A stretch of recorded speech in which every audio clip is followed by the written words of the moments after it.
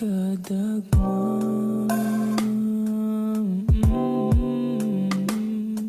ikaw ang hinungdan, nganong naayaw ang iwi kong dalan.